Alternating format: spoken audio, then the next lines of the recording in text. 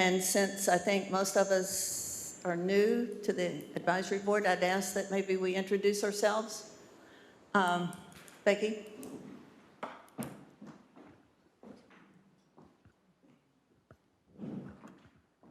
I'm Kenneth Cattles. George Elsie. Mike Watson. John Fingerhut. Robert Lansford. Ben Breck from TxDOT. Y'all know council? Does council need to introduce themselves?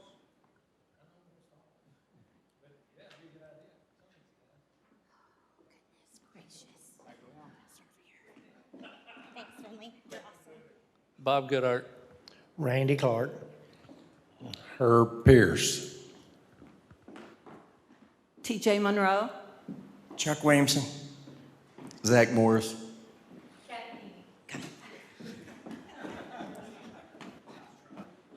Kathy Keeney.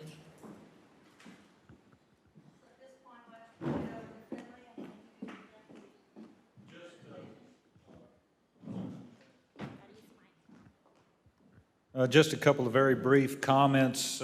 This meeting is a result of discussion with the mayor, some of the airport patrons, hangar owners, Chris, and even some of you on the airport board.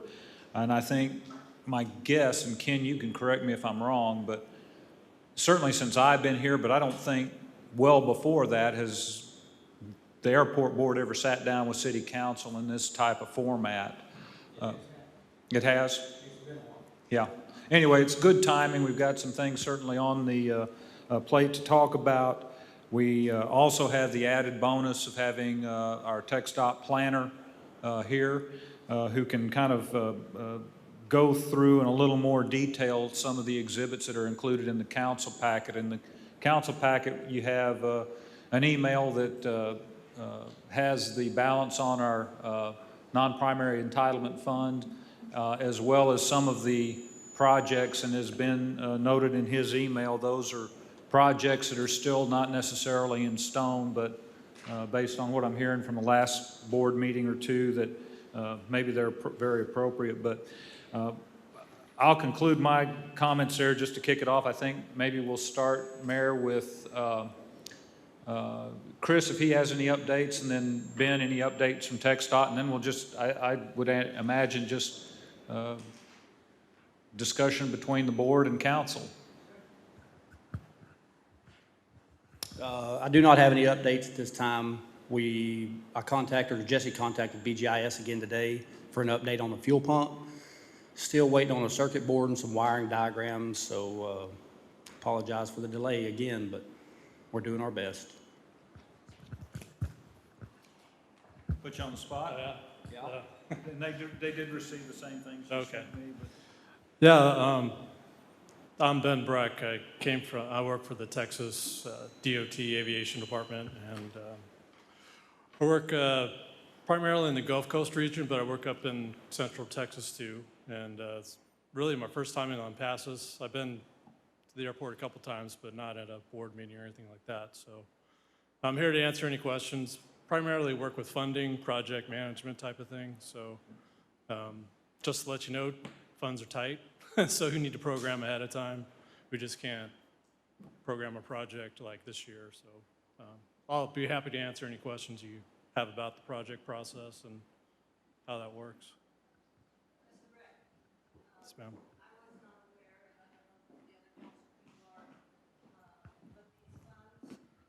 I'm sorry, I can talk loud. The funds that you're referring to, do they disappear if we don't use them? I think I heard that somewhere. You accumulate 4 years worth, so $600,000 is the max you can accumulate. That's all we're ever going to get. But if we don't use them at the end of that 4th year, do they go away? You just get another year, and you keep $600,000, so you get $150,000 every year, up to 4 years. So that's the max you pay. So it would be to our advantage to go ahead and use them when we have a chance, right? Yeah. So at this moment, we have $450,000. And have you guys received this as well, so you know what our cost would be to put in a new hangar or a new apron out there? Does everyone understand that? We understand the process. Like he said, if you don't use the money, you drop off 150 and add another 150 at the end of the year. The past two hangar programs we've done out there, we're done with this kind of money, which the city matched it, and Robert, you remember if it was a match of what, 90-10 or? 10%. 10, yeah, it's a 90-10, which is a great thing for the city because you're taking on money. If we don't take it, there are going to be lots of other people standing in line to get it. And since the airport is part of our transportation system, just like streets and everything else. It's important. And as I've said many times before, if you don't have an airport, probably in a small town nowadays, you're probably never going to get one. And it may be real important for the benefit of this community.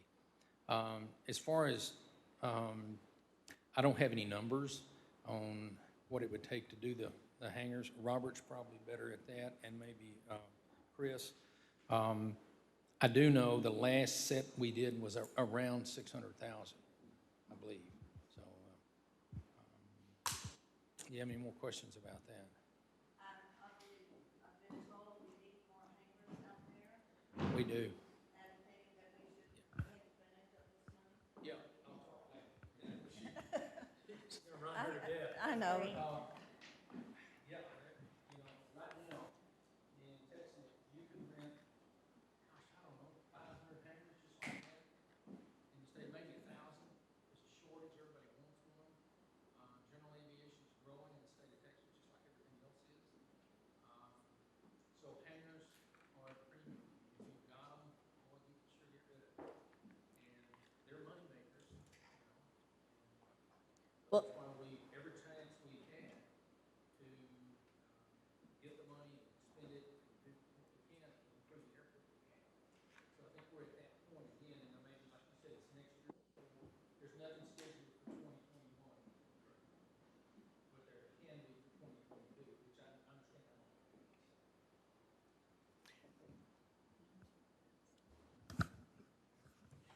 I agree with you that that is a tremendous asset for our small community. There aren't many around, and I think we should exploit it to everything that we can, build as many hangars, get some activity out there. I really do feel that we're behind the 8 ball as far as upgrading that, and I'm not sure who would be the person to tell us how much a new hangar would cost out there. Or are we talking hangars, just one? So the hangars are, the max you can spend is 4 years of your entitlement funds. 600,000 is the max that we can give you. And for 600,000 nowadays, you don't get much hangars. You get maybe 2 or 3 T hangars, the way prices are going.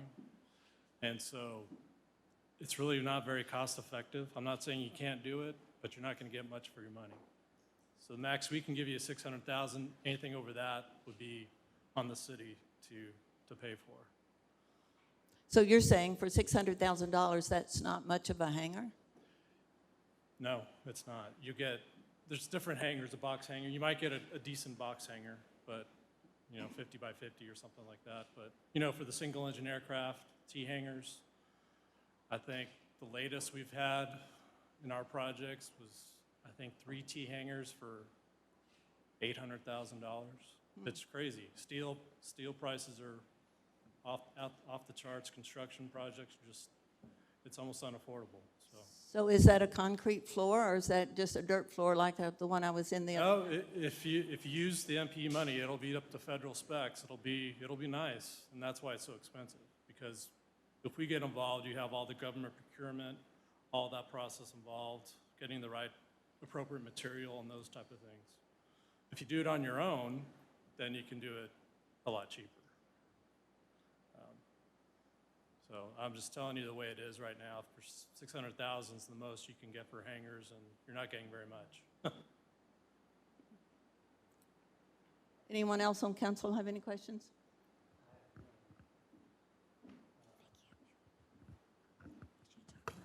Excuse me. Do we have a lot of room out there for hangars as far as property to build on. There used to be a problem a long time ago in regards to how far apart, away from the runway, and then when you start building up, then you've got that slope to consider that they require, and I just didn't know if we had, how much available room we had.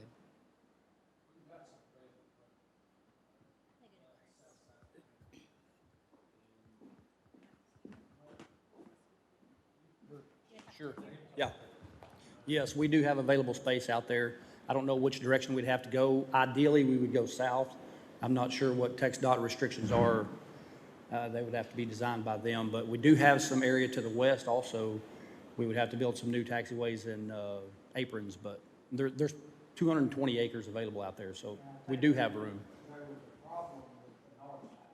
Yes. Well, mostly, from what I understand, the problem with the north side is the existing hangar that's sitting there. If that hangar were not there, the old hangar, if it were not there, I'm told that we could expand that direction as well.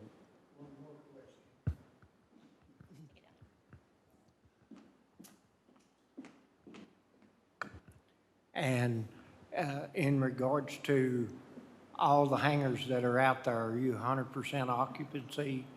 And are there no more private hangars?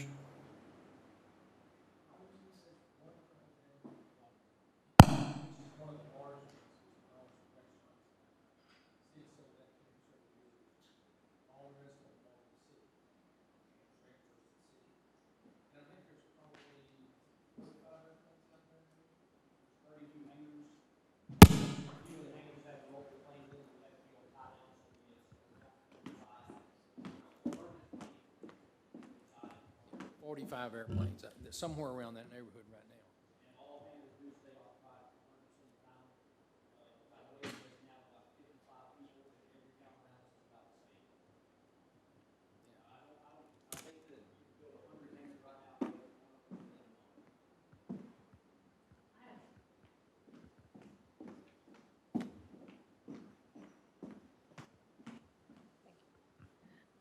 It sounds like there's definite need for a hangar, but one of the things, I don't know why I'm getting feedback. One of the things that I was wondering is, you had said you wouldn't spend the money on a hangar because you wouldn't get what you could, the $600,000 not going to do it. What would you spend that money on, is my first question, and before I hand out the mic. My second question is for the airport board. What do y'all want to spend the money on?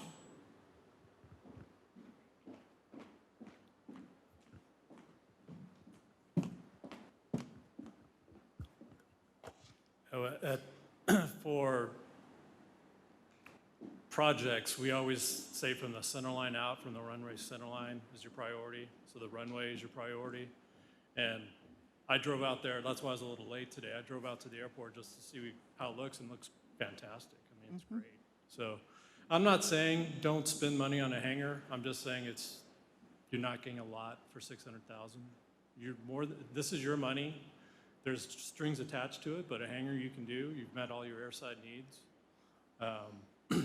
I might suggest maybe look at, if you have this big demand, like most airports do, private investing may be an option. Private investors, lease the land, 20 to 30 year lease to build hangars. That may be more cost effective than waiting on $600,000 from us and getting two or three small T hangars. So, but that's something for you guys to decide. I'm just here, give you information. In a lot of the airports where I hang out, there are privately owned hangars, and most people are willing to spend their money to house their airplane or helicopter, whatever it is. They want it to be safe. So how would you approach the public about that? You just put it out there that it's available? We're looking out. You want fair market value. You're going to lease your ground, your land. It needs to be fair market value. You just can't make deals for different people. It has to be the same for everyone. So, but yeah, if you have a private investor, let us know about it. Maybe lease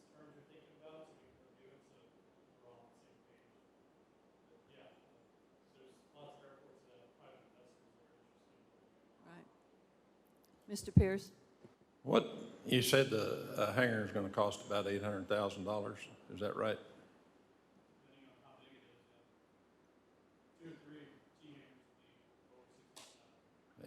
And so you're going to get how many airplanes in one of those hangars? Is that just one? Two or three? And so what's the return on investments on a deal like that? Finley? Do you guys have any? Robert should know that. They're pretty good in the past. You know, we built those hangars out there, I don't know, 600,000. They were 10-unit hangars. We did it about twice. So I think the last time, maybe they were paid for in what, 2-3 years? With our match, Yeah. Yeah. I'm sorry, I didn't hear. Okay, so with the match that the city put with the Tech Stock grant, which is 10%, Right.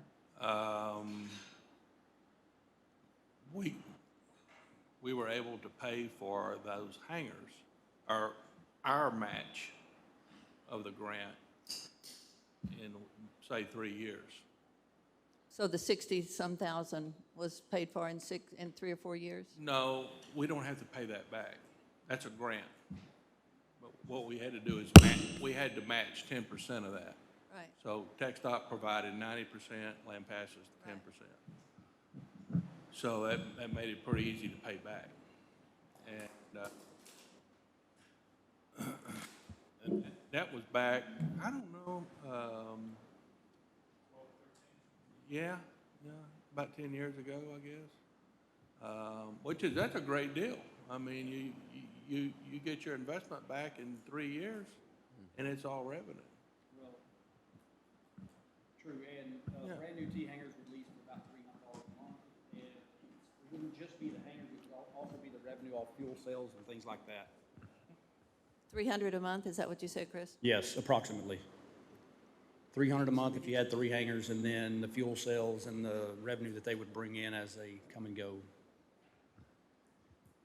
And Ms. Cooney had asked what the board really had any ideas, if there's anything they need. Sure. So I just need some clarification from something Ms. Kinney asked over here. So if you're saying the $600,000 is not worth it going to a hangar, I didn't catch what the response was. What could it go to then? It goes to any project that's programmed. So, for instance, your runway project, your airfield project, all your MPE money went to that project, 600,000. All those things. We've just updated that. Okay. So a private person, Mr. Pierce, join in here. Could you build a hangar for less than 600,000? I got to think you could.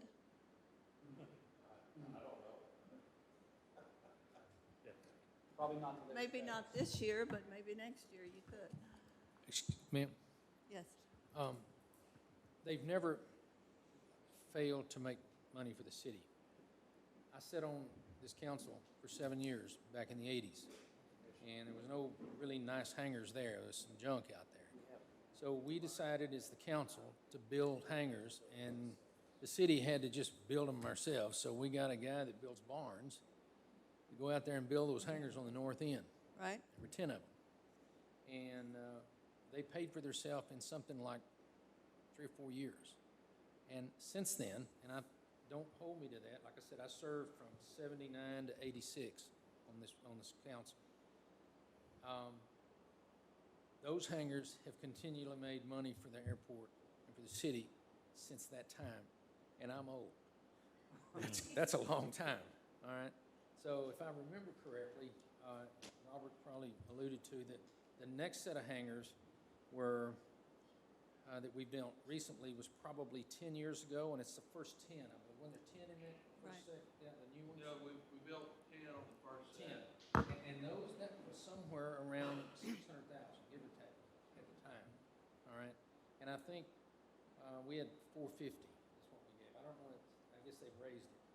Because I think all we got was 450, and then they matched it, and then it's like 5 years later, we built the second set, which was 5 hangars and a big Five T hangers and the big hangar, and that was about 600,000. I think what you're experiencing is a change in inflation and Right. the cost of metals and stuff like that, and everybody hopes that's going to change. I don't know how much faith I have in that, but just to give you an idea, I've been around long enough to know that it's always been a lucrative thing for the city to have hangars. What I know about the privacy thing, about private hangars, I know there are some airports that do that. One in particular, I believe, is Fredericksburg, whereas they give you a land lease for like, it's either 20 or 30 years. Right. You build the hangars, the city leases you the ground for a certain point, which is money to the city, and then I believe at the end of that term, the hangars become the property of the city of Fredericksburg. I believe, because I have one of my friends chairs that board down there also. And the last time I talked to him several years ago, that was the plan they had then. So I guess that's the difference in doing it publicly and privately. Right. Privately, you don't get 600,000. It's up to the investor to do that, and the city doesn't get the money. I wonder if it might be, like I said, we don't know what's going to happen to prices, construction, we don't know what's going to happen in the economy, but I'm wondering if it might be a good idea to move forward and, keep your powder dry, I guess, is what I'm trying to say. So in case we do have a chance to get the money and can build, even if you built 5 hangars or 4, that's a pretty good return. I think so. And all you would have to, your payout would be on whatever that 10% is. I think it's something to think about. We need to keep it going and see what we can do with it. Do you guys have anything else you'd prefer? I mean, you haven't come to council for anything. Is there anything out there you need? Well, one other thing is that he indicated a list of projects that TxDOT likes us to do. I don't remember seeing it lately, but last year or so we saw it, y'all brought it to us. There was a list of things that you preferred us to do. Somewhere along in there was a terminal.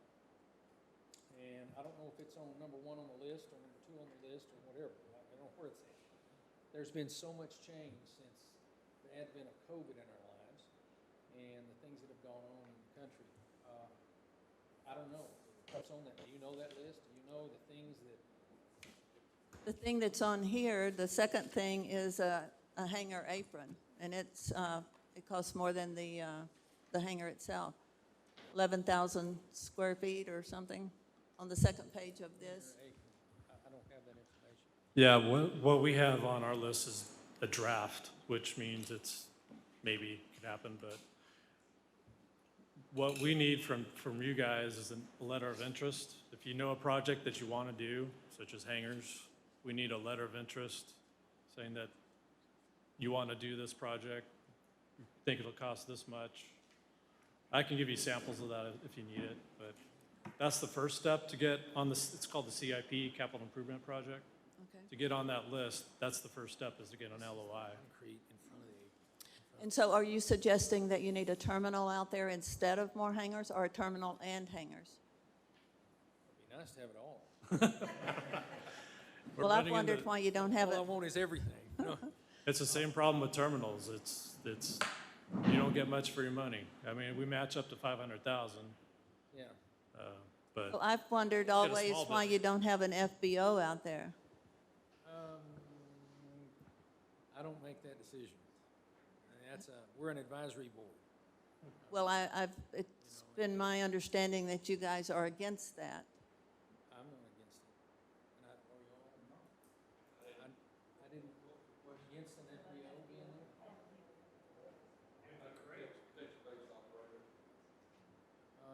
I don't remember ever having a conversation in any of these meetings where we did not Where you had didn't? a wish to not have an FBO. What is As long as you have one that'll take it. Fixed-based operator, that somebody's out there. They usually have someone that teaches flying and work on them. Gotcha. Sometimes when you have one, you have to give them certain things to be there. They'll have the right to, Right, one of them won't, some of them want a fuel contract. So they want to handle the fuel, and the city, they pay the city so much a gallon, and I don't know all the particulars for Right. that, but I do know that a lot of them want a fuel contract, so they can have some money off the fuel, and then they do maintenance and a place to do it and that kind of stuff. So sometimes it's hard to get an aircraft mechanic to come and open an FBO. Burnett has one, it's Faulkner's. And so you guys have someone at the hangar, at the airport that actually works, does the annuals and so forth, and where does he work? I don't know, is anybody doing annuals out there? I guess. Yeah, the guy on the north end, they work out of the hangars they're in. So it's, Again, I think probably the most lucrative thing, the city would probably be more hangars because their revenue, coming in. So let me ask you a quick question, just to kind of bottom line it. If you did 4 hangars and you're kind of figuring about $800,000 apiece, is that right? So you'd be about $3.2 million? No, he's talking about 800,000 for Total. the whole. Oh, for the whole 4 hangars, Correct me if I'm wrong. yes, that sounds right. It's 600 to 800, somewhere along in there. okay, so- that sounds better. Yeah. Yeah, you was looking a little faint over there. Yeah, I was trying to figure out where the payout was gonna be out on Yeah, that. that ain't gonna work. How many planes can you get in for it?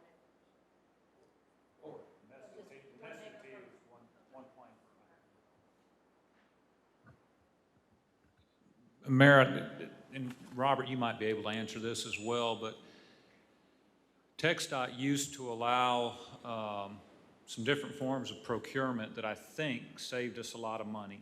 I know in Llano, when we did hangars, we did fuel farm, we did fencing, a lot of that was design build, and really that was a good value, provided it met all the criteria, but is there any talk about allowing some alternative forms of procurement to maybe save us some money? If you're using, well, I guess by procurement, you're talking just design it on your own or different? Design build. They'd have to talk to an engineer. I know we've done projects with that. I'm not real familiar. I know with the federal funds, it gets pretty tricky as far as what you can and can't do. So the MP is federal funds, so I'd have to see how that would work. But everything has to be, meeting FAA guidelines as far as procurement and all that other stuff, so. Robert, was the last 2 built design build, or were they? Yeah, I think, we've done 8 design build projects that was effectively TxDOT aviation funded. And so what TxDOT would do would say, okay, we got the funds, city, you do the procurement, and we'll pay you, but we're not, TxDOT themselves didn't sign a contract. I had a contract with the city. What project was that? Oh, Hangars? yeah, Cameron County, Oh. got 2 here, Hamilton, Uvalde, Robstown? I had a, Was it Robstown? Huh? You want it Robstown? Robstown, yeah, Vernon? yeah. So, I guess what we're trying to say, there may be a different way to skin the cat. I could, It may not be 800,000, and it could very well be more hangars. And that's why I alluded to the fact that it might be a good idea to move forward and see what we can get and see what we can do, because till you get down to the, log rolling, you don't know. But I think that's a great idea. Finley, you can help us with that? yeah, I'll talk to our engineers and get a better answer for you. Okay, that sounds great. Does council have any other questions for the board? as far as we're concerned, I don't think we have anything else. Y'all have anything else to ask me at this point? That's all that's on the agenda is projects under the timeline. I mean, you asked me. Extension is always the big, Yeah. almost the Yeah. big talk about. Yeah, we'd love a runway extension. So would the city. Yeah, that would bring in Yes, and I think that's where we need to be headed. We need to be headed to So where the the big company guys- comes in with a big airplane and lands. And they did this week, I hear. Yeah, they'll come in, may not be insured when they land. Their own insurance companies like Lears and Citations and stuff like that, the small jets. And that's what we would want to attract, those small jets, I think. And I think, correct me anytime if I'm wrong, guys, but I think one of the problems you have with that is we own the land, so we don't need any more land. We have the land out to the south. To facilitate that, we have a big ditch at the end of the runway. We've been trying to talk about getting filled up, just in case somebody has an emergency overrun now. A lot of what you're dealing with is a weight-bearing capacity of a runway. You know, you get a 15,000-pound jet slamming down on that runway, you don't want the wheels to go through the tarmac, you know? So Right. they build those things designed to hold certain weight. And then they schedule on that, they tell you that in aviation things that we read, like notice of what this runway will hold up, but And when we redid ours, Chris, what's the poundage there? I don't know. I think it's, 12.5? yeah, it's 8,000. 12,000. 12,500. 12.5? Okay. For tandem, what's it for tandem? Yeah, Double wheels. yeah, but then the problem also is that you land. Then when you taxi over onto the apron's gotta hold 12.5. Yeah, everything's gotta be able to hold up. Aircraft will Right? sit there and just sink in the. Right, And I think we are there for that, and that runway has been redone a couple of times, and and it looks really good. it was redone, I mean, when they redid the base, back, I remember, can't tell you when, but it's probably way before my time, but about the time I arrived in Lampasas, they were 5 or 6, maybe 7 years later, which would be in the 80s, they tore it up and redid the base now. But I'm just saying that if they add runway, they gotta go back and make sure that what's there now will support and be equal to what they're adding. So, but yeah, we need runway. What's more important, runway or hangars, right? Like I said, all I want is everything, you know? So, I don't know, you need a place to put, I don't know, what do you think? You think it's, Well, I think we need to start with a brand new, fresh, AOPA. I mean, the airport, airport plan. And you're talking about growth and runway extension, and particularly as you get into hangars. Hangars never go away. You'll have hangars 100 years old, and they just keep on patching them up, and they don't ever tear them down. So it's important to have control on your growth and have a plan for your airport. And we have one now, but it's outdated, and also it could allow, when you were talking about allowing private people to come in, well, I mean, you have to have this scheduled out. and I think that's what we're waiting on for the city's comprehensive plan, right? I believe y'all are working on, Right. yeah. Yeah, and I think, you know, where do we put these? What's the slope required?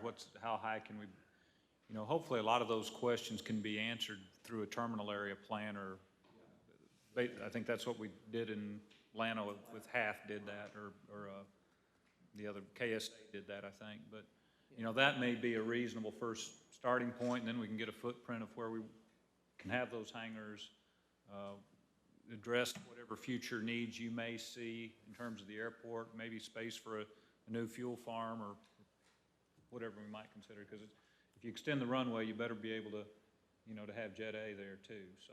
Right. Yeah, I would think, like you're saying, a comprehensive plan, and then we're gonna have to hire an engineering firm to do that.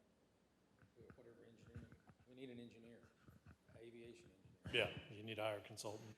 And you can use your MPE funds for that planning study. We're doing planning studies all over the state, so.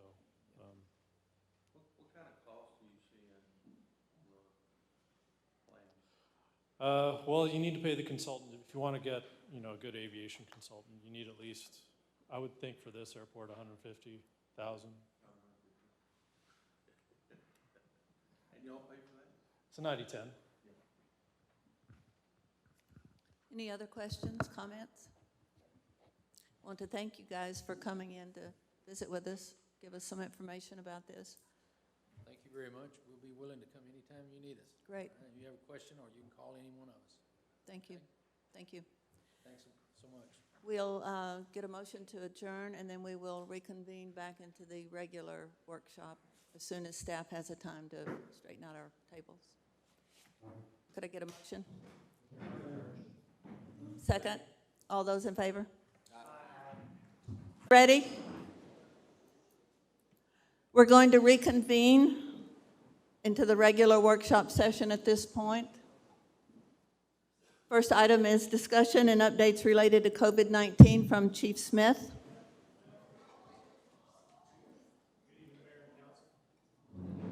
I think we're on now. There you go. Good evening, Mayor and Council. Numbers that I have for this evening are State Health Human Services numbers.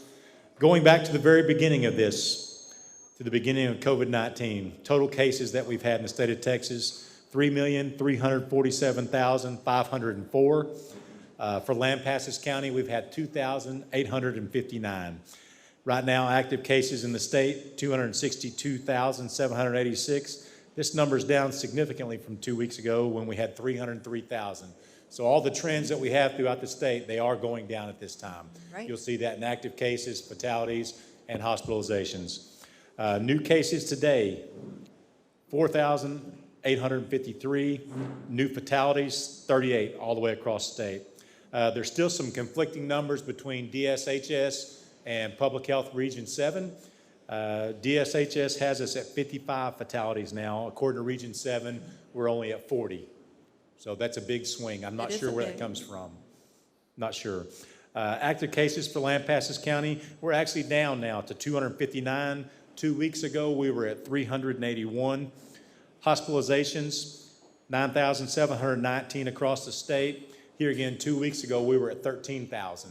So we're trending in the right direction all the way around on that. Trauma Service Area L, we have a total of 188 total COVID-19 patients hospitalized. Adults that are just in general beds, that'd be 138. 46 are in ICU. Of those 46 that are in ICU, 44 are actually on ventilators. So that doesn't go too well. Pediatric COVID patients in hospitals, we only have 4. Only have 4 at this time. In the last 24 hours, we've actually had 37 hospital admissions in Trauma Service Area L. So going to public health, the little weekly update that we get, this is from Public Health Region 7. This past Thursday, it ended at 5 o'clock. We had 22 new cases for a week's time. Back up one other week, we had 1 new case. The 1 week that we didn't meet, we had 1 new case. So we've had 23 cases in the last 2 weeks. And then leading to vaccinations by zip codes, at least 1 shot in this zip code, 5,606. That's up from 5,446. Fully vaccinated is 4,737. That's up from 4,464. Looking at the entire county of Lampasas, vaccinations now with at least 1 shot, 9,545, and fully vaccinated would be 8,070. Sad thing, again, the demographics. If you're 50 and older, you're still making up 80% of the fatalities in 1 week's time. In the 1 week's time, you're still making up nearly 80%. It's 79.5%, so 80%. So here again, I would urge you that if you're over 50, be sure and get your vaccinations, especially if you have any of the comorbidities that come along with COVID-19. Does anybody have any questions for me at this time? Is there any data on the vaccination? I'm sorry? Is there any data on the vaccination of how many is hospitalized, that's been vaccinated, and that type of thing? I do not have that information. There's been all kinds of stories that, so many of them have been vaccinated, so many have not been vaccinated. I don't have that type of information. Really, to get the demographics that on some of this stuff that we're getting, we've had to go back and capture a moment in time instead of using the entire data.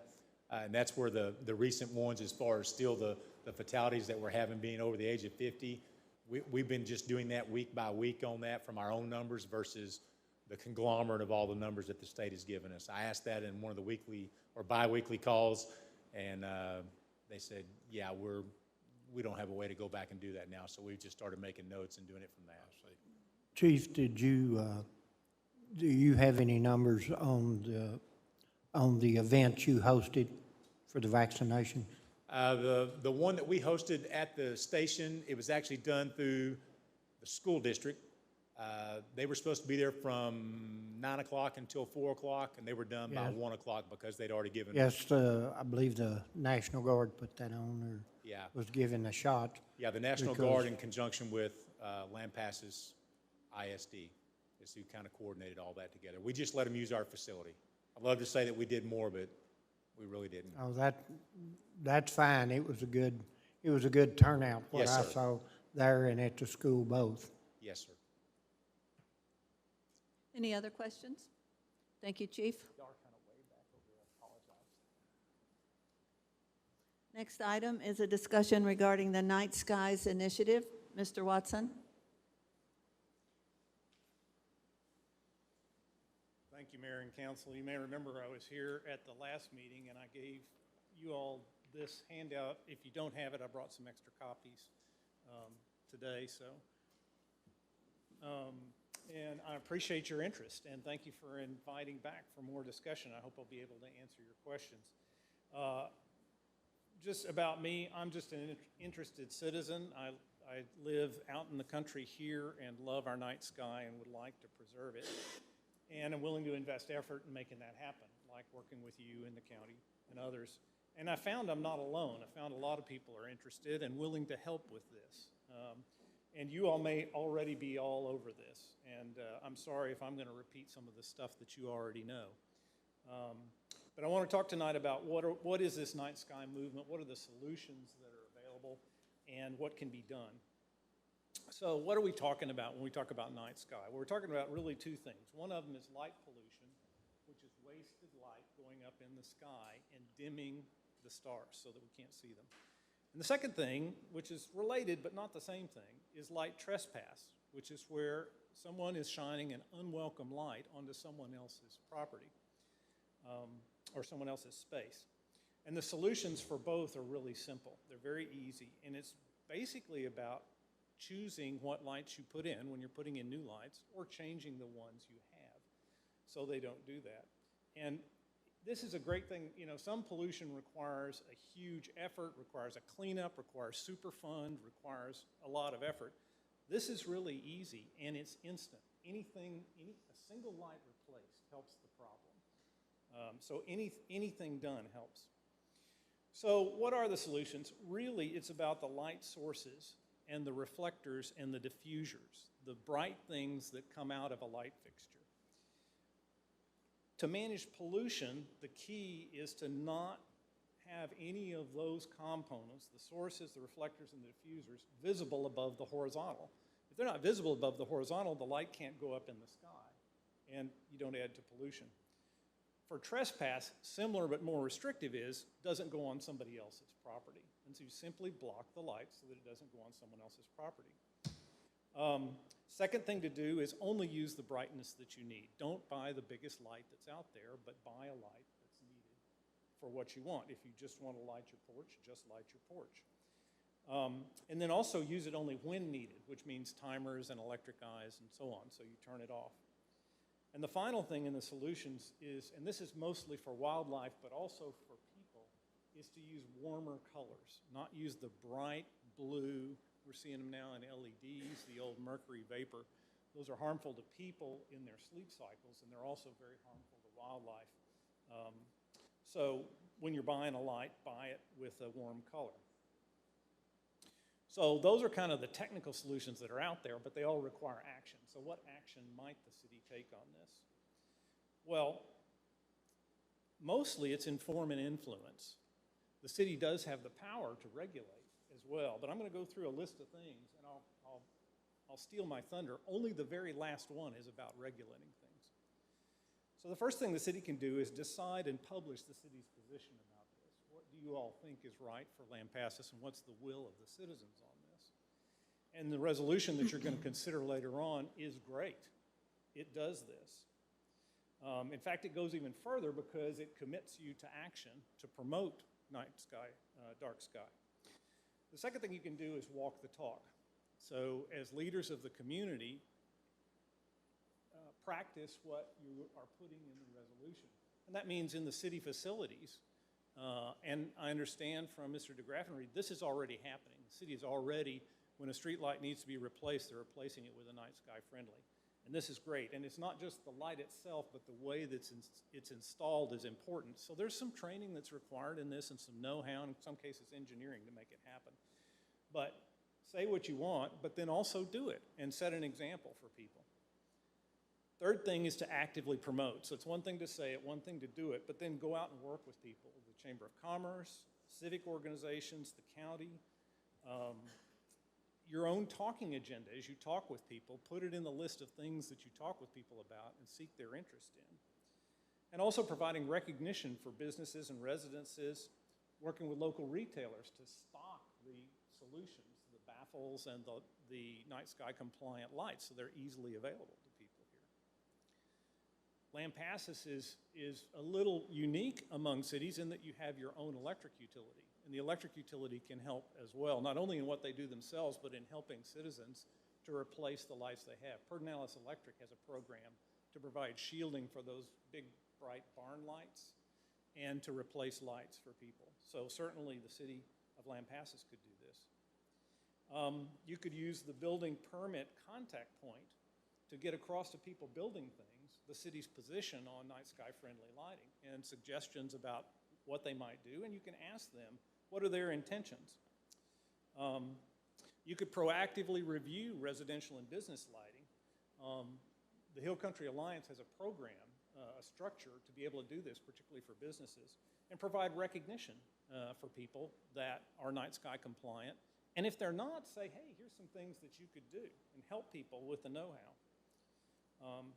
And finally, I'm going to get to the last thing. You do have the power to regulate through your building codes the night sky friendly lighting. And Llano has done this. They enacted this in their building codes in 2016. Fredericksburg also has done this. It's fairly standard language that's available out there, and it says specifically what is and is not night sky compliant. I wouldn't suggest that now. It's something to put on your agenda. It's something to think about. It's a longer term thing once you've kind of seen where is the community on this and what do they want to do, but it could be a next step. And that can then lead to recognition by the International Dark Sky Alliance. It's a fairly rigorous program, but once you're recognized, that has a bit of a cachet for the city. You can put signs up about this, and it will attract people. Maybe not everybody wants that, but. Okay, so those are the main points I wanted to make. What are we talking about? What are the solutions, and what could the city do? Why would you want to do this? Something to think about. For me, you know, it's the quality of life, which translates into value in our lives here, in our property here, and in our community. The value is in the beauty of the sky and the land, being able to be out in dark. The beauty's in the wildlife that we have, and good lighting supports wildlife. Safety, it turns out that the same things you do for night sky also give you better lighting for safety because it reduces the glare that can block. You ever think about driving down the highway and the guy on the other side's got his brights on and you can't see? That's what we're talking about when you put up a bunch of bright lights in the city. And also it saves money. And then the other thing would be, why now? And I would suggest a couple things. First, this is kind of new, right? So there's a lot of installed base out there that's not night sky compliant, and we can do something about that now. But the other thing is to get ahead of the growth. As more people move in, as we expand in the city, as we have more businesses coming in, act now to get the word out and to get people engaged in not replacing lights, but installing night sky compliant in the first place. So I hope this gives an idea of night sky, what we can do and why. The resolution, as I said, is a great first step. There are a lot of other steps that you could take, so I hope you'll consider what is going to happen after the resolution. And I'll be happy to answer any questions. Anyone have questions for Mr. Watson? What? Stanley? Mary, you may also see if there are any questions for Flint in terms of his program, what he does related to replacement of fixtures, et cetera. Flint, would you like to explain that to us? Thank you. Just a few words, Flint. Don't make it really long and wordy. Mayor and council, currently right now, anytime we touch a old street light, we put up a new LED. The old street lights are not dark sky compliant, but the new ones are. They all shine down. The old ones have the reflectors on them, and they kind of go out. We do also install the security lights, and they do have a reflector on them that does go up into the night sky, and they said it doesn't put very much out there, but the main reason for us doing that is it's a cutoff for that customer, and it don't trespass over into the neighbor's property, that kind of stuff. That's our main reason. But we will look into other ideas to see if there's something else out there that we don't have to use a reflector. But yes, everything that we touch now, we try to go to LED because it does save money. They're a little bit more expensive to start out with, but in the long run, I think it'll definitely help us. Anybody They with burn a questions? lot longer. Is that correct? They burn a whole lot longer, the Yes, LED, than the other ones. Maintenance on them is just A lot zero. less, yeah. Thanks, Flint. Yes, ma'am. Any other questions, comments? Thank you, Mr. Watson. The next item up is discussion regarding the request of use of Guthrie funds for the Imagination Library Program.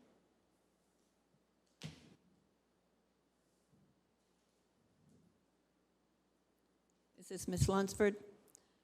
Welcome. I'm Judy Lansford, and I'm the chairman of the Guthrie Committee. And so our main purpose here tonight is to request some matching funds to match a donation that we already have gotten. But first, I see a lot of new faces around here, and that's nice. And we want y'all to come visit our library because it is so fabulous. We think it's the best that there is, and Shanda just does an amazing job, and we want to thank Finley and all of you all for your unending support to everything at the library. And this program that we're getting ready to have is really just going to take it totally over the top. And I want to tell Mr. Watson that when we put our lights in the park, we also, our lights are all downlighted in the library park, and it is really beautiful, so you can see. About 6 months ago, we received a phone call from a person that wanted to give a donation in memory of her parents, and the donation came with specific request of what the money was to be used for. And it was for the Dolly Parton Imagination Library. And I don't know if many of you have heard of it or not, but Dolly Parton usually speaks of it if she is being interviewed on TV or something. But anyway, it's a program that's all over the world. She sends millions of books every month to children all over the world. And the age group is from birth to 5 years of age. And the children have to be registered, fill out a registration card by either their parent or guardian, and a viable address to receive the book. But this comes at a price. It costs $25 per child per year to receive this book. And so when I first got the request, I was really nervous because I knew the foundation was unable to implement this program and keep it going because we don't have the manpower or the knowledge. And the reason that she gave it to the foundation is because we are a 501c3, and Dolly Parton, they do not do any business with anybody that is not a 501c3. So my next step was to call Shanda, and she was just so excited because she had already researched it 3 or 4 years ago, thinking maybe we could get it here, but at the expense, you know, we just couldn't get it. So she's on board totally with her staff, and they are registering all the people, and they're going to run the program, she and her staff. And so then the next step was to go see our good friend, Dr. Rasco. There he is right back there. Anyway, when he first came to Lampasas, I think one of the first stops he did here in Lampasas was he came to the library to an advisory board meeting to see to tell us that he wanted to support us in any way that we needed him, especially in children's reading programs. So he's been very involved with us for the 5 or 6 years that he's been here, and so he is a great and strong advocate for children's literacy. And so we're very, very proud of the work that he does, and Lampasas is very, very fortunate to have him in this town because he does care for the children of this community. So anyway, Shanda and I, we got all excited when we got this kind of up and going, and we had 10 people signed up.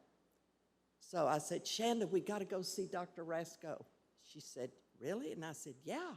I said, he is going to have a fit. Well, sure enough, he did. We went over to his office, and he was so excited. Well, when we went to see him, we had 10 people signed up. By the end of the week, we had 200. By the end of the next week, we had 300. And now we have 450 children in this town signed up for this program. So anyway, it's the amount of money we were basing our figures on 100 children, which meant that the donation we got would last us 10 years. Well, now, probably by the end of October or middle of October, we could have 500 children signed up, which is so awesome. So that's why we are requesting a matching funds from the Tracy Guthrie fund. And so I just brought Dr. Rasco. He came with us, and Jamie Briggs, and you need to hear from Dr. Rasco about this program because it's a real coup for our city to have this. There's only 37 in Texas that have this program. Wow. How about that?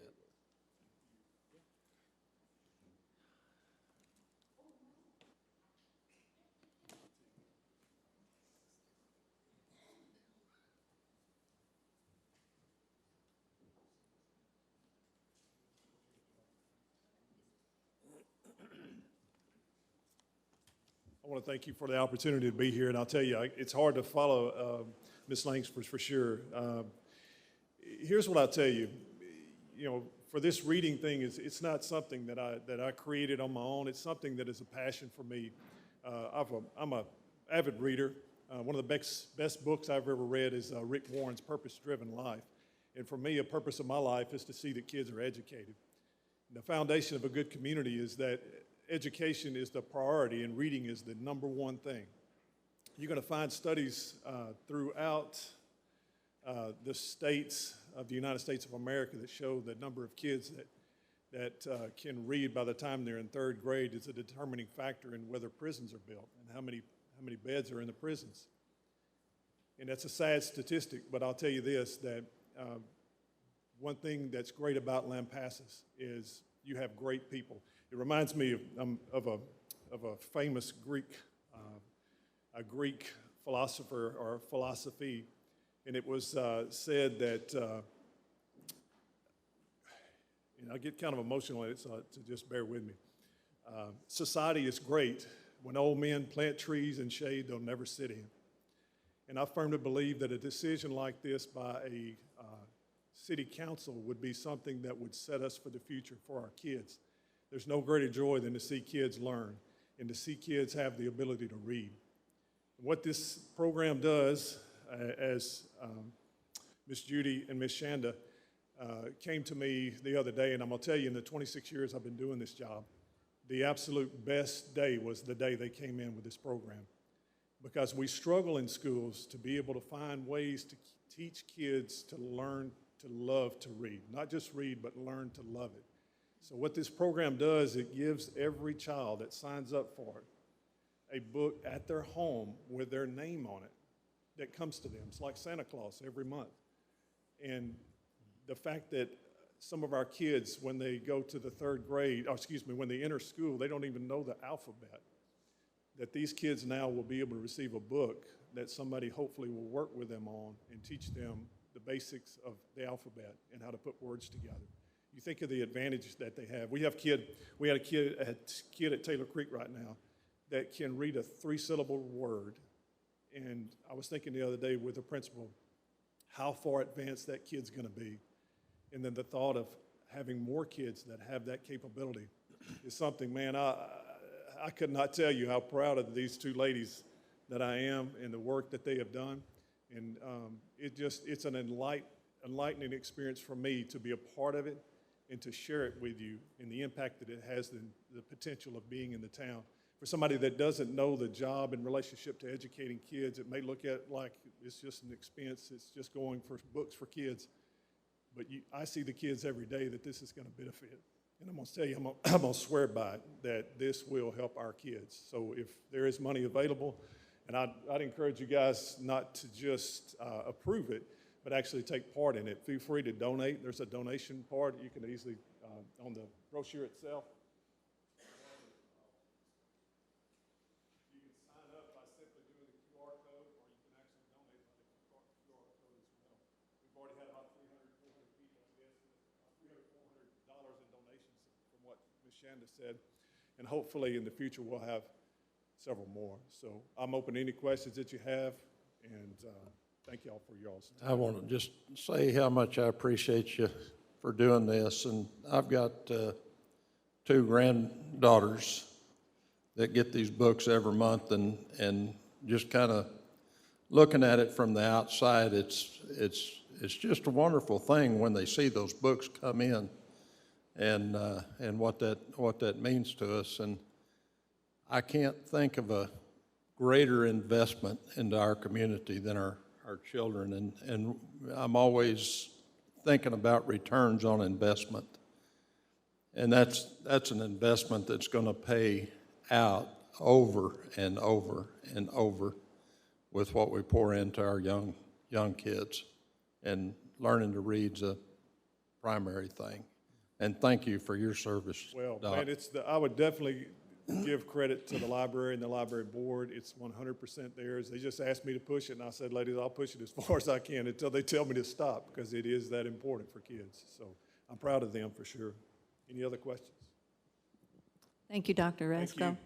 I believe that anyone that knew Tracy would say this is right up her alley, that she would be more than happy to have her money spent on this valuable asset that you got going. If we have any other comments? I would just like to thank the board as well, having worked with them for a number of years in many different capacities. They continue to amaze me with the programs that the library comes up with, and I'm 100% behind this. Thank you all for coming. Now we'll have a discussion regarding any other item on the regular agenda. If there's nothing, we'll adjourn the workshop, and if we don't need to take a break, anybody? If we're good, we'll just continue on into the regular session. Need a motion to adjourn? So moved. All those in favor? Aye.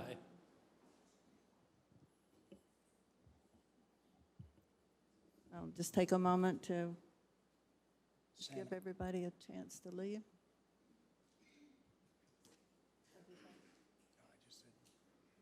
Motioning to Sammy that we're on her.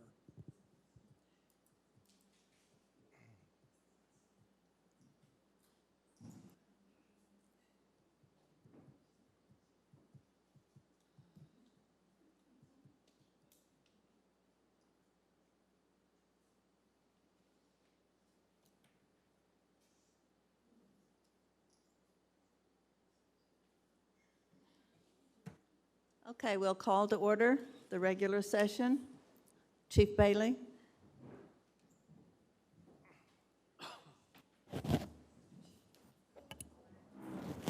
Please join me in prayer. Heavenly Father, we thank you for the beautiful days that you've given us. Father, we appreciate the beautiful weather that we've had lately. Father, thank you for the people that are in our community, that serve our community, and that want to help our children and help our community to be better. Father, thank you so much for keeping our community safe and for keeping our community well. Father, we ask that you watch over our meeting today and that you lead us and direct us. Please watch over all that are in attendance and see that they make it home safely. In Jesus' name we pray. Amen. Please join me in the pledges. I pledge allegiance to the flag of the United States of America and to the republic for which it stands, one nation, under God, indivisible, with liberty and justice for all. Honor the Texas flag. I pledge allegiance to thee, Texas, one state, under God, one and indivisible. Thank you.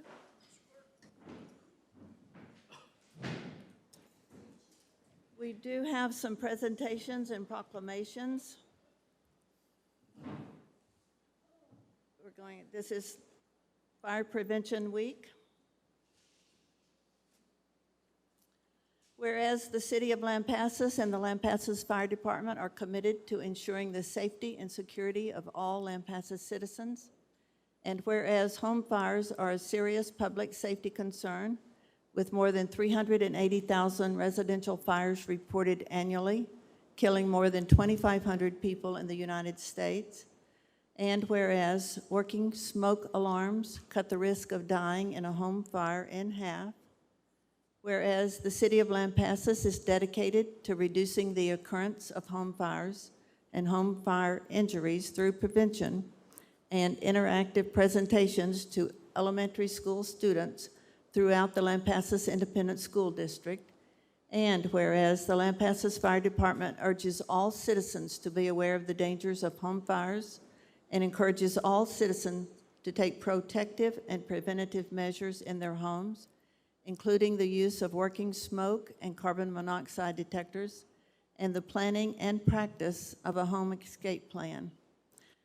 Now, therefore, I, T.J. Monroe, Mayor of the City of Lampasas, Texas, on behalf of the Lampasas City Council, proclaim the week of October 3 through 9, 2021 as Fire Prevention Week. In witness whereof, I have herewith set my hand and caused the great seal of the City of Lampasas, Texas, to be affixed.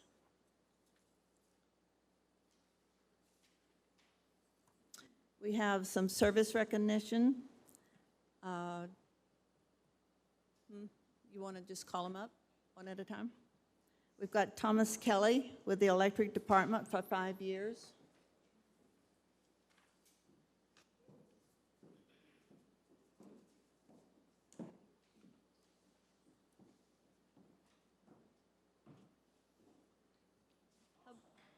How about I just read them out and then we'll call them up one at a time.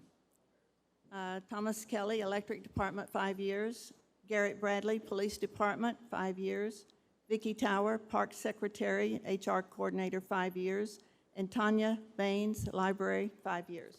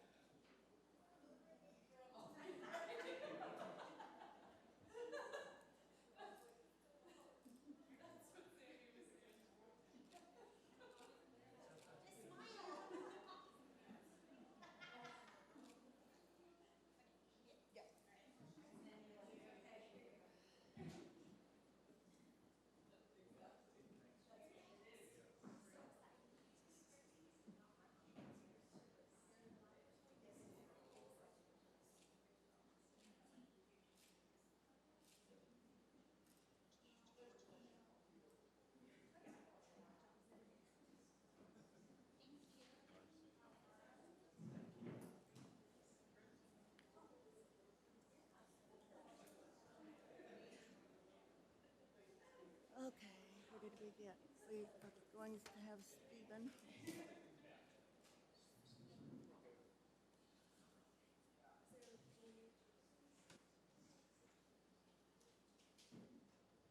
Van's going to present Stephen Sewell with his recognition award.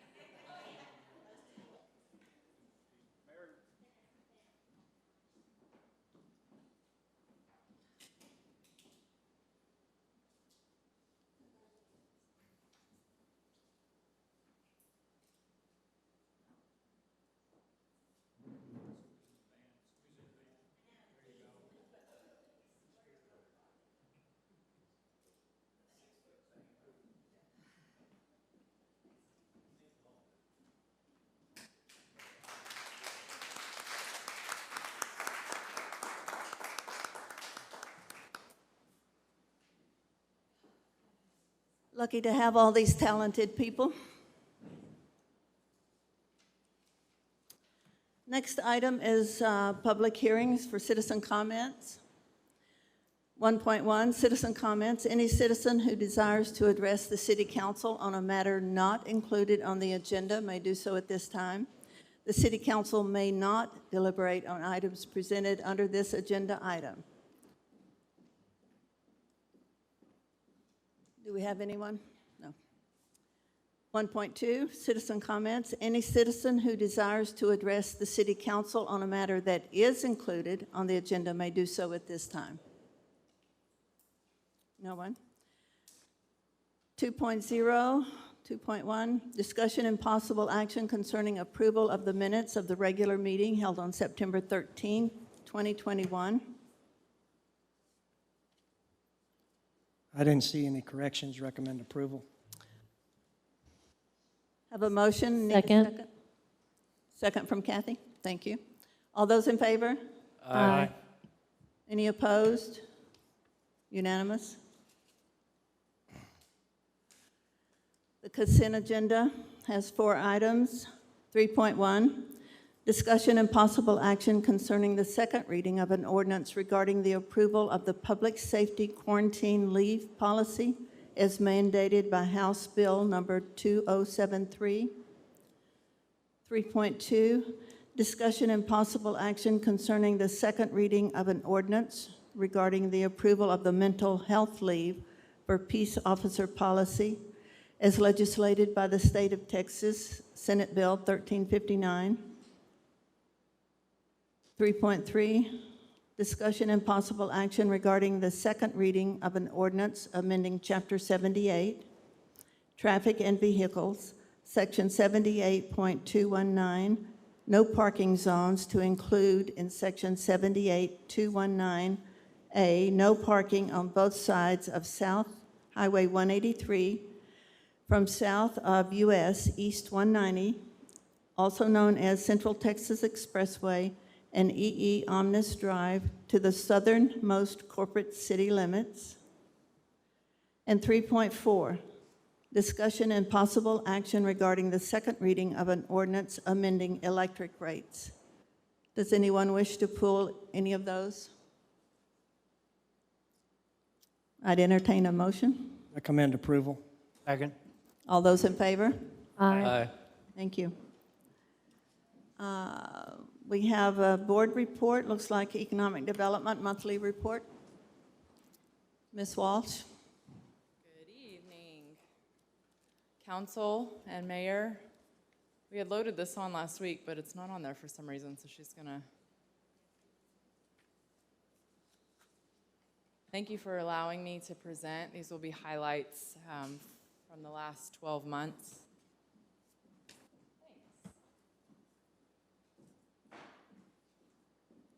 Just in the general direction.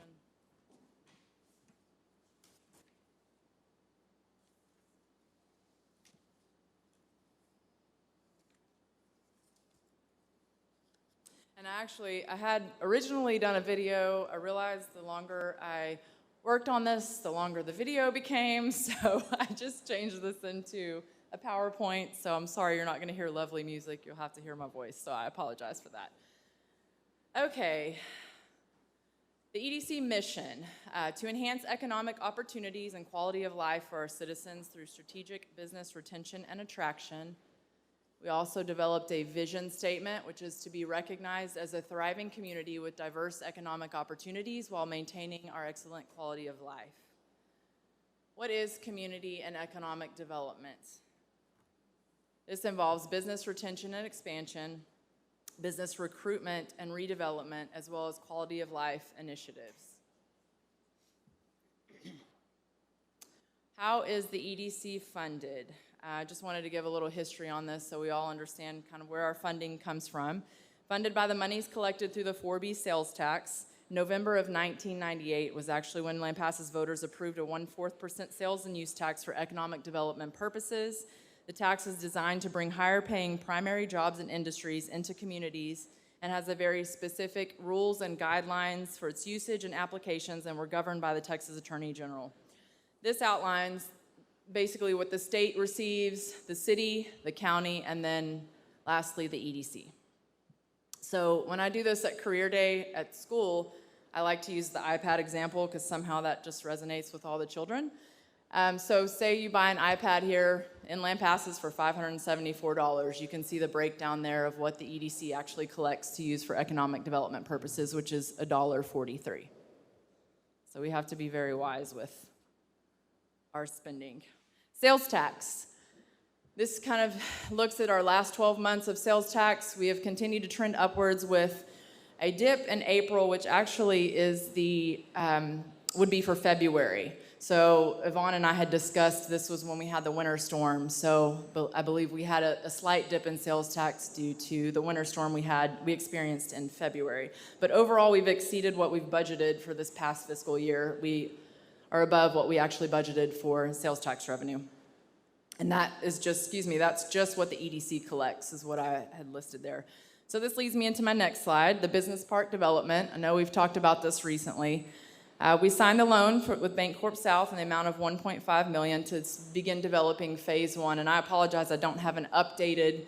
We decided to extend that roadway to 183. So we are actually waiting on the design work from Eckerman Engineering, which will extend that southern, am I dinging? Do you hear that? Sorry, too close to it. Which will extend that up to 183. This is secured by sales tax funds in an effort to obviously increase our tax base here in Lampasas. So many businesses that are looking to relocate, even local businesses looking to expand. This provides land for us to now use for those businesses that are looking. Land was actually purchased, just as a little backstory, the land was purchased in 2004. As you remember, I said the voters adopted the sales tax in 1998. This land was purchased in 2004 based on a study that the EDC board had done at that time. The utilities were extended into the park in 2015, and now we're looking at utilities infrastructure into the business park and developing around approximately 45 acres for that front portion. And recruitment, like I said, we have businesses, local businesses that have discussed expanding, gives them options, but recruiting new business, we're looking at research and development. This isn't the exhaustive list, but research and development, light manufacturing, information technology, distribution, and some retail. All right, so now I want to highlight some of the new businesses that have opened in the last 12 months here.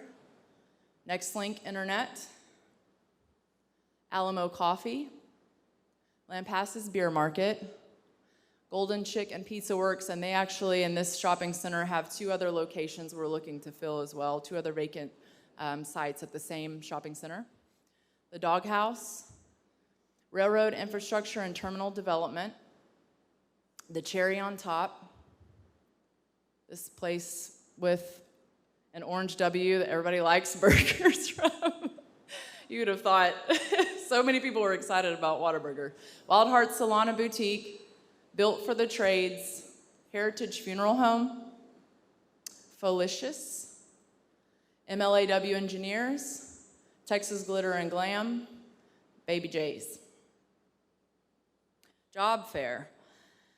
We hosted our annual job fair. We canceled it last year due to the virus, so this year we held it on June 10th at Lampasas County Higher Education Center. We did have 30 businesses that were in attendance. That's about what we could hold there. And then we had a little over 80 job seekers, which I will say the attendees was down, from past years. However, we had a lot of the businesses tell us that the quality of the job seekers, we saw a more mature audience of job seekers that possibly had retired and were looking to come back into the workforce just due to, cost of living going up and various things. So I do think the quality was there. We were down on the numbers this year. So now I had put together some workforce data and trends because this kind of piggybacks into the next thing. We obviously see for hire signs at almost every business now. Everybody's struggling with the same, trying to strengthen their workforce. So I wanted to go through some of our local data and trends. This is obviously a #1 recruitment tool. We were dealing with internet issues a few years ago, and I think that was, when I was talking to businesses, that was really difficult to overcome, and now it's, workforce has always been at the top, but I think we've come a long way as far as internet goes, so now we're going to focus on really strengthening our workforce. So this will be just a snapshot of kind of what our workforce looks like here locally. So our population is still trending upwards. Lampasas County's increased by 7% since 2015, growing by 1427, and is expected to increase by 5.9% between 2020 and 2025, adding another 1,287 to our county. Job trends. Jobs declined slightly by 0.2% from 2015 to 2020, but if you can see, that's mainly between 2019 and 2020 when we saw that decrease. But this percentage represents a decrease in 12 total jobs. The labor force participation rate has decreased from 73.3 to 71.2% in the past 5 years. Still higher than the national average, which is at 61.7. I think the demographic shift with the rise in population of ages 65 and over is some of the reason that we've seen a reduction in that. Some other factors, the willingness to work at the prevailing wage rate, especially with these unemployment insurance benefits that people are receiving right now. Unemployment rate trends, which has risen in the past year as it has everywhere. We're still below the state at 4.98. We were at 4.16 in 2016. We got down to 3.33 in 2019, and then in 2020 and the early part of 2021, we've seen it rise again. Again, several factors: aging workforce, unemployment insurance programs, automation, demand-deficient unemployment, when cutting back on workers because the supply demand is no longer there.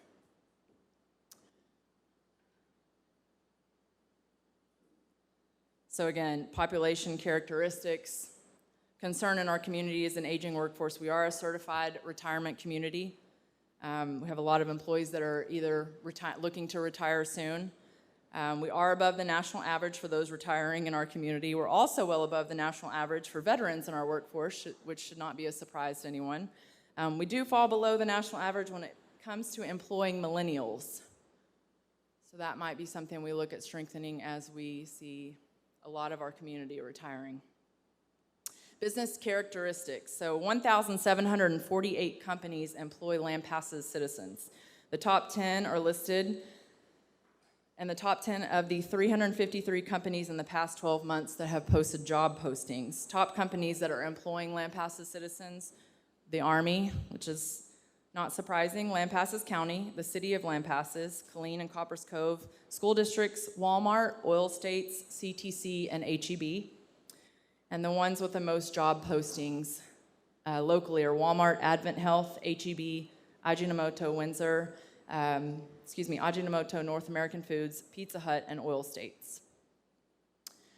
Small businesses, obviously still the backbone of Lampasas. The 1 to 4 employees is 34% of our businesses. 5 to 9 is 32.8. So we definitely have a lot of mom and pops, a lot of small businesses that really and truly make up our local economy. So we've got to take care of them. So here's some of the largest occupations. You will see this several times, and it's probably not going to be surprising at all, but construction. These are local occupations that are at the top of the list: sales, administrative, education, food prep, and service. And then the largest industries: government, construction, retail, manufacturing, food services, and healthcare. So top growing occupations: construction, once again, production, management, business and financial operations, computer, and education. And then top growing industries, once again, construction, all the development that's going on, residential and everything. It's a lot of construction going on. It's one of the top growing industries here, as well as professional and technical services, food services, and agriculture. And then lastly, the in-demand skills in Lampasas that businesses are looking for: merchandising, nursing, cashiers, restaurant operator, and food services, which really is not shocking based on some of the newer businesses that we've had coming in, the ones that are trying to hire in this past year. These are the jobs they're trying to fill. All right, so the EDC doesn't focus solely on attracting new business. A large part of what we do involves business retention and expansion. The Life Safety Grant we created a little over a year ago. We've managed to help 3 local businesses: the Dog House, the Cherry on Top, and Heritage Funeral Homes. Hosting business workshops. Create Connections was one we worked with on a networking group for local business owners. And then we've done some workshops on profitability, competition, and small business marketing. These are a few of the local expansions I just wanted to highlight. West Oaks Independent Living Community that's on 6th Street, New Covenant Church West, Mimo's Mexican Restaurant and Bar, Lampasas Community Church. The Lucky Mart has built a kitchen now serving food, and Sneed Funeral Chapel is building an on-site crematory. Training and networking. Community Development Institute, I have attended for the last 3 years, and once I reached the 3-year point, I was eligible to take the Professional Community and Economic Development Certification Test, and I took that last year and passed that, so I obtained my certification. I will go back in November to the CDI Institute and take my advanced year. Groups that we are members of and network with: Texas Economic Development Council, the Texas Downtown Association, the Texas Economic Development Connection, Central Texas Council of Governments Development District of Central Texas, which is who handles the comprehensive economic development strategy plan for the region. So I sit on that group as well, and putting together a strategy for regional economic development, as well as the P20 Council, which is focused on increasing the participation and success of young adults in career readiness. And lastly, I wanted to, obviously, these are my movers and shakers, my decision makers. I wanted to thank my EDC board: Misty Talbert, President, our Mayor TJ Monroe, Neil Level, Roland Schaubs, our Secretary Treasurer. I apologize, Steve Hudson, you cannot find a picture of him anywhere, but he's always smiling, so we'll get a picture of him. Steve Hudson's my Vice President, Sid Ball, Ronnie Vineyard, and then we have 2 liaisons, one from the county, which is Bobby Carroll, and David Milliken for the school, or my ex officios. And then, of course, thank you to council for supporting the Lampasas Economic Development Corporation in all of our efforts. Appreciate you. Any questions for Mandy? Thank you, ma'am. Thank you. Thank you.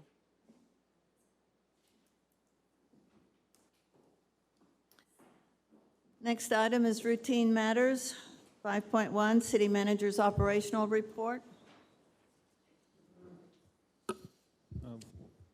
If Mandy doesn't have any objection, I'm just going to keep rolling because the first thing on my report is the EDC meeting, which, as we've talked about in terms of receipts for the city sales tax, the EDC obviously falls in line. And just to give you kind of the total numbers through September, this would be for a year to date for the entire fiscal year.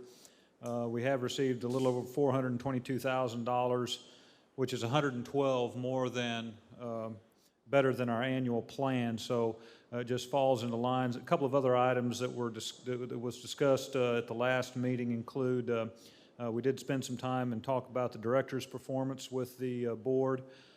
They also talked about support of organizations, and based on what they currently have on their plate, they're going to take a look at that on a case-by-case basis. As Mandy indicated, the life safety grant, I think, really was met an important need for a lot of these businesses, particularly as they go in and renovate or update an existing facility. That's an expense that sometimes they haven't planned for. So that program is able to assist them, as well as what's pending in terms of the business park infrastructure. Just a quick report on the town hall meeting related to code update, and I do appreciate council and mayor that showed up for that meeting on September 16th. Just as a little additional background, what we're looking at is upgrading what we're currently under, 2012 residential building and plumbing codes, the 2014 NEC, and the 2015 energy code, which is actually set by the state. We won't upgrade that until the state tells us to upgrade it, and then we upgrade it. But I think all in all, the response, the questions were very good. I think the message that staff tried to send to attendees is that we will continue to work with you, meet with you on site, problem solve. The last thing that we want to do as a city is make you put your hammer down. We want to keep the hammer swinging and keep the buildings going. And I think Frank and Becky both have done an excellent job of making sure that nobody's waiting on the city before they move forward. The reality of it is we do have some codes that we've got to follow, and we certainly want to work with those builders and developers to make sure that we're working together to meet the intent of the new codes. It will be a process. So as we collect data and get input, then we start visiting with the Construction Board of Adjustment, because that is the board that will actually recommend amendments and modifications to those codes that we're trying to adopt, which every cycle that we've upgraded the code, it's come with a list of a number of things that we were going to modify or that we are allowed to do as a local jurisdiction.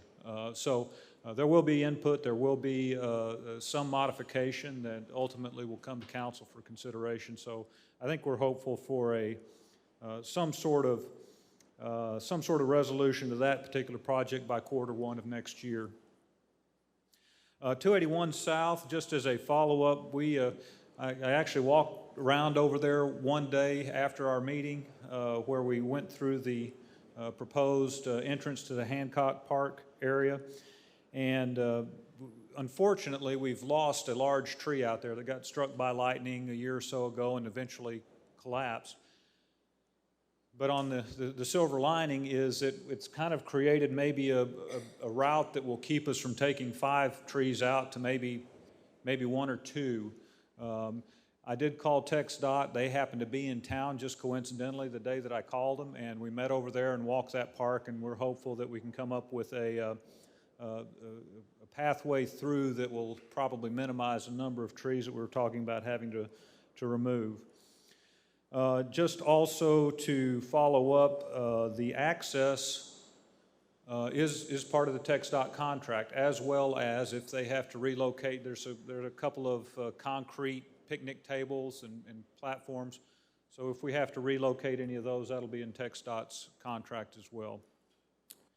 Comprehensive plan, I just wanted to warm you up to the what we discussed and what the directive was from council, which was to get budget done first. Let's take a breath and then come back and start tackling the comprehensive plan. So we want to talk about implementation steps, and I'm hopeful we'll do that on October the 11th. Again, I think what we're trying to get at is where we have objectives that have been identified for short term. Some of those objectives may require 8 or 10 or 12 steps to meet that objective that we have not put down. And so I think we'll be coming at you with the first couple of chapters or sections and say, hey, here are the short term. In order to achieve this objective, we've got to do these 5 or 6 things. What's council's feeling about which one we need to move on first, and we'll go from there. But I would imagine that would be almost in every meeting discussion, even if it's just a brief update or coming back to you based on your input with some more precise steps that we need to go ahead and implement. Substation, this is something that was talked about over the budget process. We did meet with LCRA reps actually a couple of times, September 21st and 22nd. Is Flint still in the room? We met with Steve Dyer and one of their regional reps one day, and then the next day we met with their project manager on this for over a Zoom meeting. But this will be done at the Lampasas sub on North 281. It is a very substantial. In fact, I don't think you can do an upgrade to a substation that isn't substantial. It's big money. As we discussed previously, I think through the budget process, we talked about possibility of segregating our equipment from LCRA's equipment in a powerhouse. If that is done, then LCRA has reassured us that they will reimburse the city for the costs of moving, for example, our relays away from their breakers. So that was decent news. They will be cutting in a rebuilt transmission line probably late February, early March, and then begin to do work out there at that site. They will be doing, and I think this is a good thing, at least for us in terms of accountability and communication, they will be doing this project in-house. So we won't have to be dealing with a contractor from LCRA. We'll be dealing directly with LCRA as they make these upgrades. Will we, when we do the change out on the breakers, is that with a contractor, or are they going to do it? They will reimburse us. Now, in all likelihood, we will have to hire a contractor to do that, but they will reimburse us. They did not want... We'll front it. Correct. Okay. That's your understanding, Flint? Yeah, for the relays that are inside the control house, they're supposed to be building a new control house, and from the way I understand it, take it that they're going to allow us to stay in their control house, but we do have to hire somebody to move it, but they will reimburse us. You bet. Sulphur Creek, and again, risking a possible jinx, because I think city staff have been fighting this stuff for, well, as long as we've had water in Sulphur Creek probably. But in terms of the milfoil, we are hopeful that we've found a pond and water management company that has the expertise and the product to eliminate the milfoil in Sulphur Creek. After fairly long discussion, the company went out there and reviewed Sulphur Creek and was able to determine the frequency and costs per application, which was actually about 30% below our budgeted amount for milfoil control in Sulphur Creek. They also, this is how well connected they are and how knowledgeable in the reputation they have. They submitted their application to perform this to Parks and Wildlife, and it was approved the same day. So they're familiar with this company. They're familiar with the product they plan to use. They are fisheries biologists as well on the team that we'll be working with. We do have to wait 2 full weeks or 14 days after approval before the application can be made. Anyway, we're looking forward to that getting done. Probably 3 applications in total for the first 12 to 18 months. Is Chris still here? Anyway, we're we're certainly hopeful. I think one of the things that Chris said that when he asked them why this other product wasn't doing what it was supposed to do or wasn't really controlling the milfoil, the person said, well, that won't work for that. You've got running water and you've got to use a different product. So they knew exactly focused on the correct application and the correct product. We will keep you informed.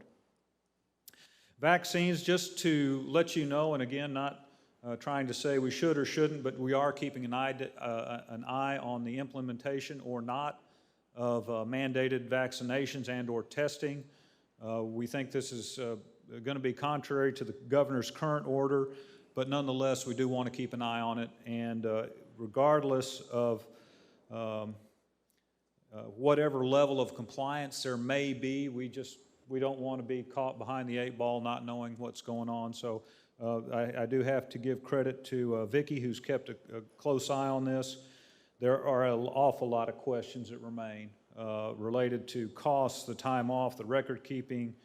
So a lot of things have to be done. My hope is that we get to a point in Chief Smith's report where things beginning to fall off and maybe it loses a little bit of that momentum. But we'll keep an eye and report back to you. Wanted to acknowledge those employees who began their City of Lampasas careers in September.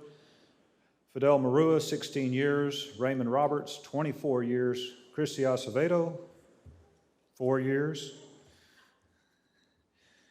Thomas Kelly, 5 years. Garrett Bradley, 5 years. Jody Cummings, 29 years. Vicki Tower, 5 years. Monica Wright, 16 years. Tanya Baines, 5 years. Just a couple of other very quick note, and I do appreciate Councilman Williamson for putting a bug in my ear on this situation, but one of the things that we have been battling, forever, is the use of our dumpsters, particularly by the public and by out-of-town folks. And it's gotten to the point where our park staff cannot use their own dumpsters at the parks for city bathroom trash and things like that. So we have gone to we'll start to use a strategy where we're going to be relocating a lot of our dumpsters to behind fence. Right now, our park staff actually they can't use the dumpsters in the park. They've got to load it up in the back of their pickups anyway and take it to the yard. So we're going to actually be relocating some of our dumpsters to the yard. And I think Councilman Williamson certainly has seen over the years what's happened at 580. That seems like it's the most, the one that's hidden probably as much as any of them. And we talked about putting locks on these dumpsters, but unfortunately what happens is then people stack their trash up next to the dumpster. So we're going to have to relocate those. We hope that's not an inconvenience, and certainly we'd be happy to discuss this further with council at workshop if you had a different idea or would like to discuss it further. And then just another quick note, we have received 18 applications for the ACM position.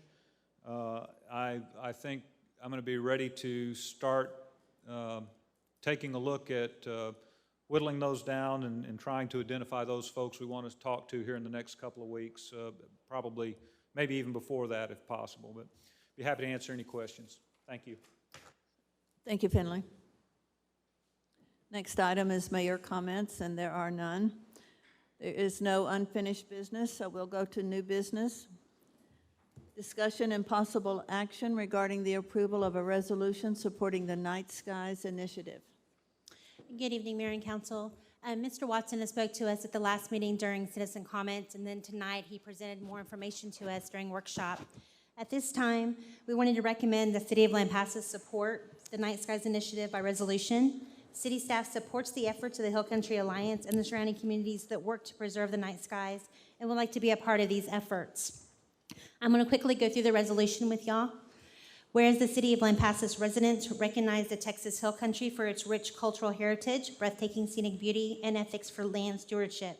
And whereas the use of night lighting for security and illumination for residential and commercial applications has been steadily increasing in recent years and has negatively impacted the enjoyment of the night sky and appreciation of the natural benefits of our rural heritage and community aesthetic.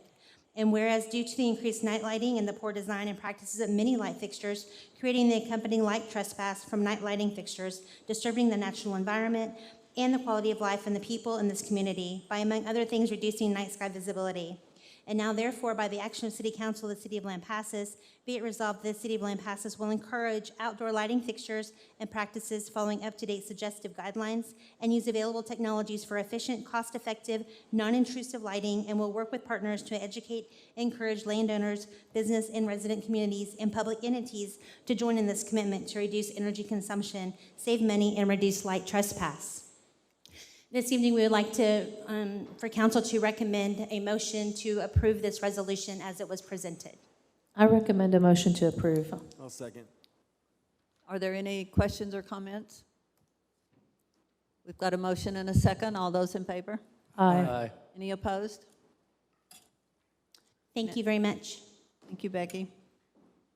7.2, discussion and possible action concerning the second reading of an ordinance approving and adopting a budget for operating the municipal government of the City of Lampasas for the fiscal year beginning October 1, 2021, ending on September 30, 2022, appropriating money for the various funds and purposes of such budget, including appropriations of money to pay interest and principal, sinking fund requirements on all indebtedness, providing a severability clause, providing a repealer clause for the repeal of all ordinances and appropriations in conflict with the provisions of this ordinance, and establishing an effective date. Good evening, Mayor and council members. This is the second reading of the ordinance to officially adopt the budget for fiscal year 21-22. And we do need a record vote. Yes, ma'am. So moved. So moved. Oh, sorry. Need names. We have a Mayor motion and a second. Mayor Monroe. Yes. Mayor Pro Tem Williamson. Aye. Councilmember Morris. Councilmember Goodart.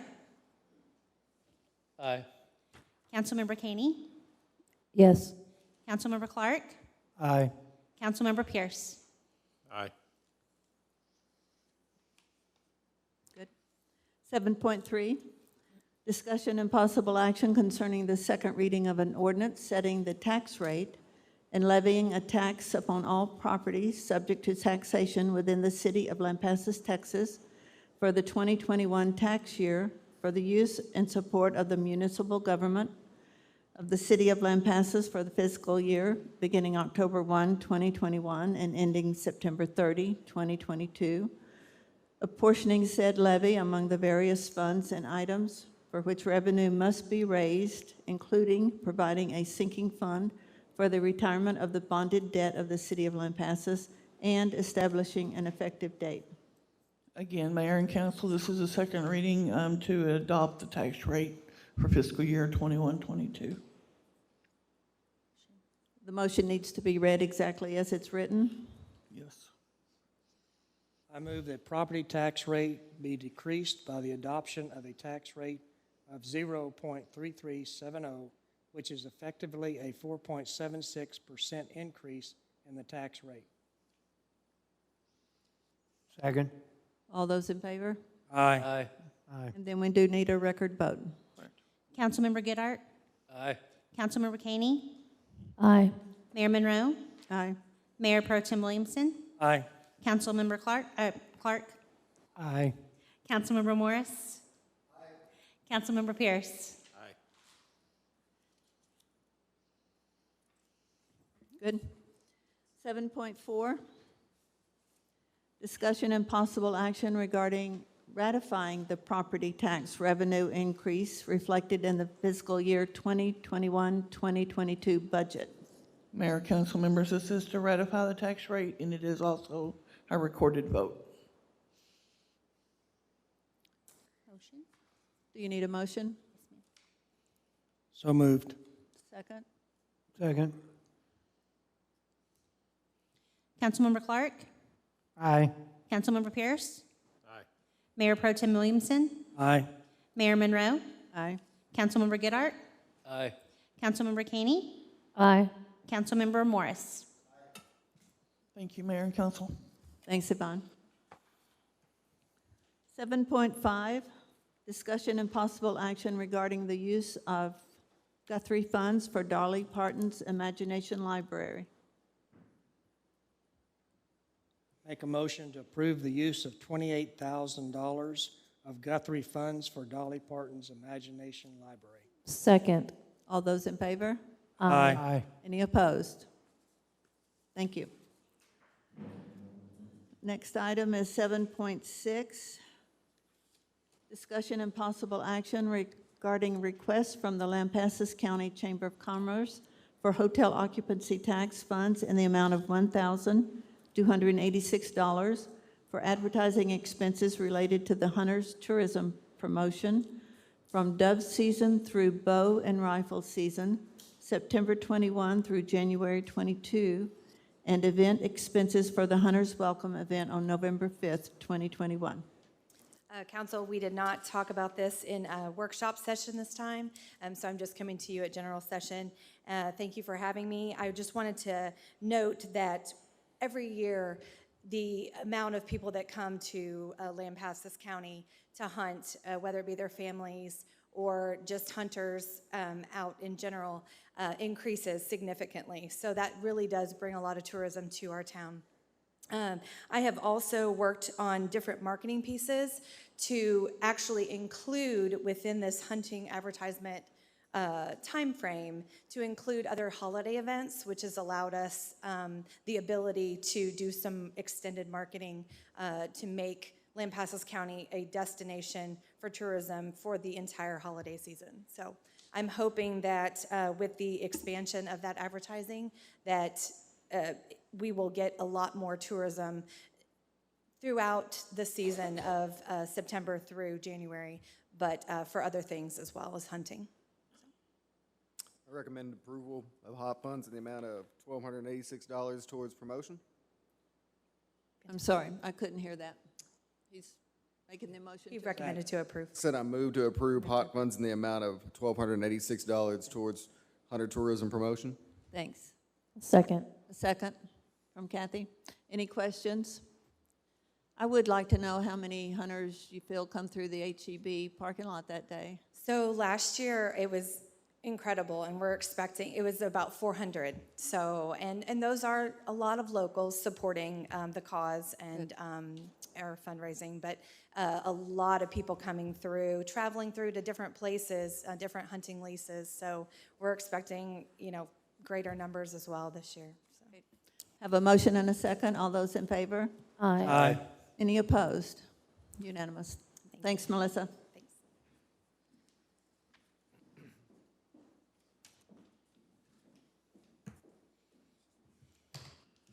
7.7, discussion and possible action to consider declaring a 2003 Ford Expedition as surplus and allow staff to dispose of as state law allows.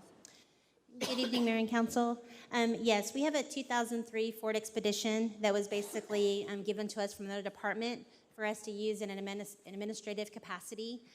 Typically, we don't really use this vehicle very often. We normally are more comfortable just using our own vehicle to go to the store or the post office or run errands to the county, whatever we choose to do. But recently, we went ahead and had this vehicle serviced and looked at to see what may or may not be wrong with it, because we were having trouble keeping it started, so we didn't know if it was the battery or other things that were wrong.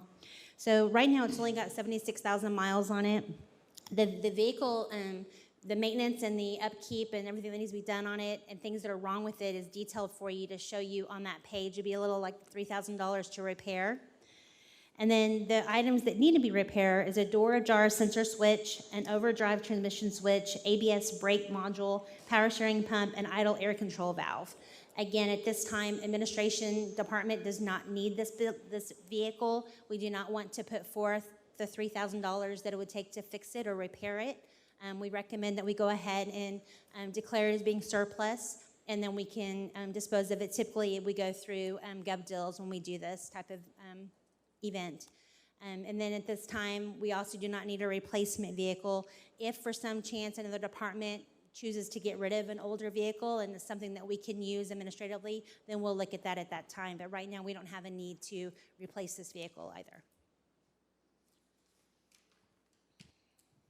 Need a motion? Recommend approval. Second? Second. All those in favor? Aye. I Any just have a opposed? question, but Sorry, Randy, right. go ahead. that's all right. Do we have a minimum we're setting on it? I'm sorry? A minimum price? Are we No. putting a minimum price on it? We normally don't, not on vehicles.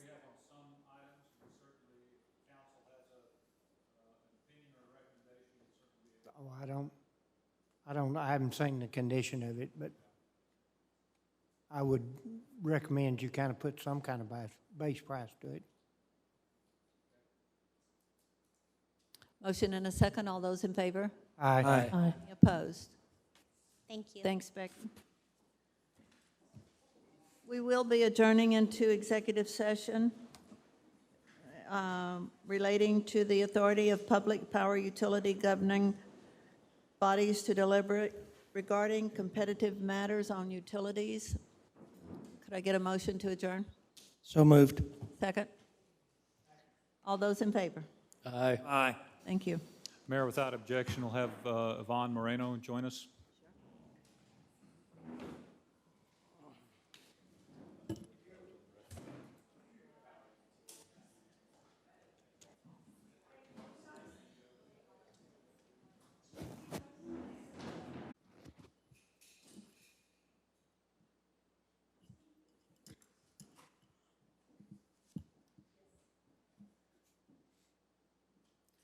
We'll adjourn the executive session and reconvene the regular session. And I don't believe we have any action coming out of the executive, so I will entertain a motion to adjourn. Move to adjourn. Second. All those in favor? Aye. Aye. Didn't take much.